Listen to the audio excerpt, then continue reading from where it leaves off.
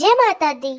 नमस्कार दोस्तों, आप सभी का एक बार फिर से स्वागत है हमारे चैनल दुर्गा भक्ति मार्ग में। आज हम चैत्र नवरात्रि के 7वें दिन की पूजा कर रहे हैं, जो कि माँ कालरात्रि को समर्पित है। माँ कालरात्रि का स्वरूप अत्यंत उग्र और शक्तिशाली है, जो अपने भक्तों के सभी भय और संकट को दूर करती है। आइए श्रद्धा और भक्ति के साथ माँ कालरात्रि की पावन कथा सुनते हैं। माँ कालरात्रि को काली, भद्रकाली, महाकालवी, भैरवी, रुद्राणी, चामुंडा, चंडी आदि नामों से जाना जाता है। माँ कालरात्रि की उपासना करने से नकारात्मक ऊर्जाओं का नाश होता है। ऐसा कहा जाता है कि देवी कालरात्रि का नाम लेने से ही राक्षस, भूत, प्रेत और पिशाच पलायन कर जाते हैं। माँ कालरात्रि की उपासना करने से गृह बाधा से भी छुटकारा मिलता है। माँ की आराधना करना भक्तों को शुभ फल देता है, इसीलिए उन्हें शुभंकरी भी कहते हैं। माँ कालरात्रि माँ दुर्गा के 9वें स्वरूप में 7वीं शक्ति है। इनका रंग कृष्ण वर्ण का है और इन्हें काला रंग अत्यंत प्रिय है। इसी कारण इन्हें कालरात्रि भी कहते हैं।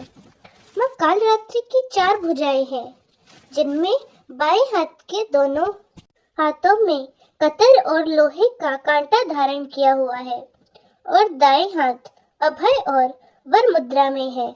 पौराणिक कथा के अनुसार दैत्य शुंभ, निशुंभ और रक्तबीज ने तीनों लोकों पर अपना आतंक मचाना शुरू कर दिया, तो देवतागण उनसे परेशान हो भगवान शंकर के पास मदद के लिए पहुंचे। रक्तबीज के पास वरदान था कि जैसे ही उसके रक्त की कोई भी बूंद नीचे गिरती तो वैसे ही और रक्तबीज उत्पन्न हो जाते। उससे परेशान होकर सभी देवतागण भगवान शंकर के पास गए। भगवान शंकर ने माता पार्वती से रक्तबीज का वध करने को कहा और अपने भक्तों की रक्षा करने को कहा। भगवान शंकर का आदेश पाकर देवी पार्वती ने माँ दुर्गा का रूप धारण कर लिया और शुंभ निशुंभ का वध कर डाला।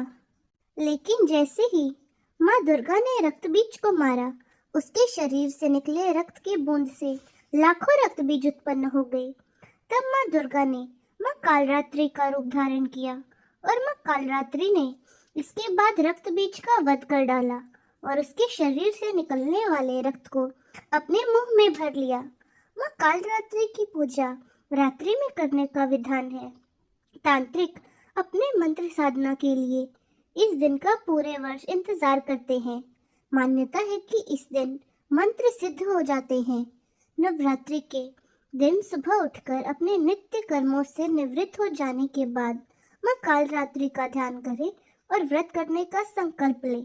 फिर माँ कालरात्रि की मूर्ति स्थापना करें और शाक पर लाल वस्त्र बिछाएं।